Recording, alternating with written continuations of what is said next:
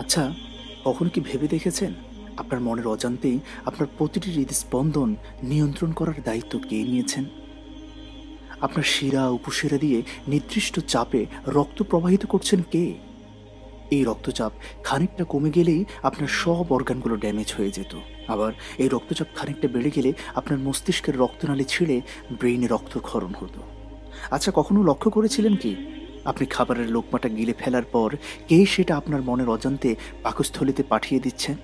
কে এই খাবার থেকে গ্লুকোজ, অ্যামাইনো অ্যাসিড তৈরি করছেন? কার হুকুমে এই নিউট্রিয়েন্টসগুলো আপনার ট্রিলিয়ন ট্রিলিয়ন কোষে ঢুকছে? এক একটা কোষের ভেতর সহস্রাধিক বায়োকেমিক্যাল রিয়াকশনকে কে এত সুনিপুণভাবে নিয়ন্ত্রণ করছেন?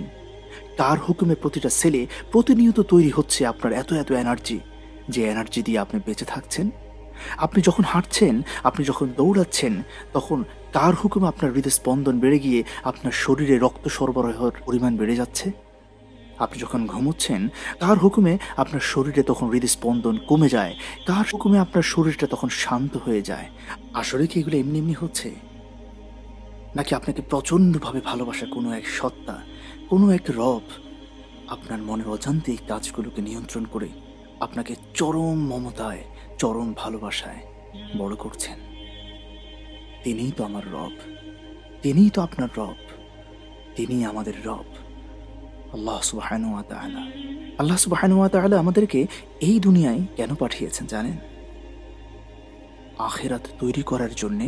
দুনিয়ায় যতটুকু না হলেই নয়, ততটুকুই নিয়ে আবার তাঁর কাছেই ফিরে যাওয়ার জন্যে। তাঁর কাছে ফিরে যাওয়ার জন্যে নফসে মুতমাইন্না হয়ে